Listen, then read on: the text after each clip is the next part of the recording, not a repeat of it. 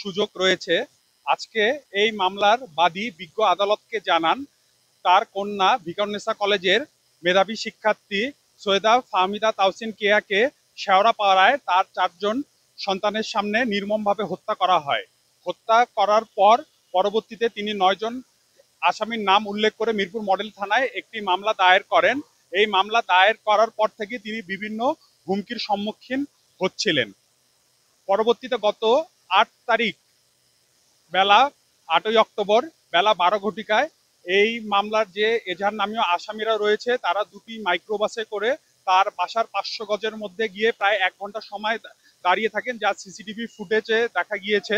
এবং তিনি যখন বাসা থেকে বের হন তখন তাকে বিভিন্নভাবে হুমকি ধামকি প্রদান করেন এবং মামলা প্রত্যাহারের জন্য চাপ প্রয়োগ করে বলেন তিনি বিজ্ঞ আদালতকে জানান। আমার বড় মেয়ে সৈয়দা ফাহমিদা তাহসিন কেয়া জেনারেশন স্কুল অ্যান্ড কলেজের সাবেক শিক্ষার্থী।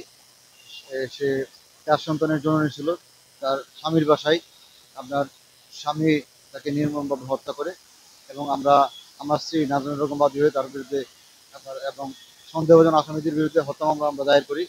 কিন্তু আজ অবধি আইন শৃঙ্খলা রক্ষাকারী বাহিনী কোনো আসামিকেই আপনার ধরতে পারেনি, আপনার আইনের আওতায় আনতে পারেনি। বরং এরা এখন প্রকাশ্যে আপনার ঢাকায় ঘুরে বেড়াচ্ছে।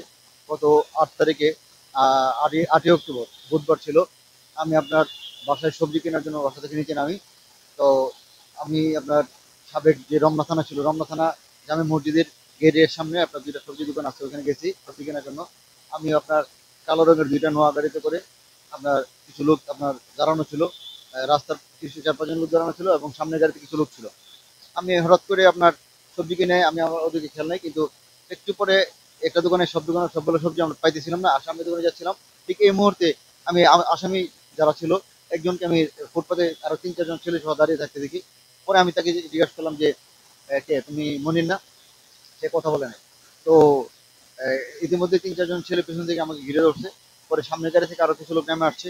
পরে কেউ কেউ আমার ভিডিও করলো, কেউ কেউ আবার আমাকে বললো যে না আপনি এখানে আহ, আসামিদেরকে হ্যাঁ, আহ, আপনি কিছু বলতে পারবেন না। আমি বললাম যে এখানে হত্যা মামলার আসামি আমি বলতে পারবো না, মানে আমি আইন শৃঙ্খলা বাহিনীকে ফোন দিব? বলে যে এগুলো আমাদের পকেটে, হ্যাঁ এগুলো আইন শৃঙ্খলা বাহিনী ফোন দিয়ে লাভ হবে না। তারপরে আমাকে বলছে যে এখান থেকে এখনই করে চলে যায়, নাহলে তোর মেয়ের যে অবস্থা তোর থেকে একই অবস্থা হবে। আমার স্ত্রী সন্তান এদেরকে প্রাণনাশের হুমকি দিচ্ছে এবং আমার নাতনি যেহেতু বিএনএসে পড়ে এবং তার সন্তানটা ছোট, হয়তোবা মানে ওই দিন ওই খুঁজে আসছিল যে আমার নাতিনাতদেরকে অপহরণ করবে এবং এরা আমার এক পর্যায়ে আমার বাসার দিকে যাওয়ার জন্য উদ্যত হয়েছে, যেহেতু আমার বাসা হচ্ছে পিছনে ঘটে আমাদের নাতিনাতদেরকে উঠায় নিয়ে যাবে, আমাদের ক্ষতি করবে এই মনে করে উপস্থিত জনতা কিছু কিছু লোকজন ছিল। তারা আপনার একটু সদয় হয়ে বাধা দিচ্ছে যে না আপনারা এই আহ, একজন হত্যা, এরা এমনি আপনার শোকাগ্রস্ত তার মেয়ে, আপনি আবার এগুলো কি করছেন আপনারা? তারপরে এরা এক পর্যায়ে আপনার লোকজনের বাধার মুখে এরা এক সময় এক পর্যায়ে চলে গেছে গাড়িতে করে। এবং 2টা নোয়া গাড়ি ছিল। আপনার দ্বিতীয় গাড়িটার নম্বর আমি মোবাইল ফোনে তুলে রেখেছি এবং এগুলো ফুটেজ আমাদের কাছে আছে।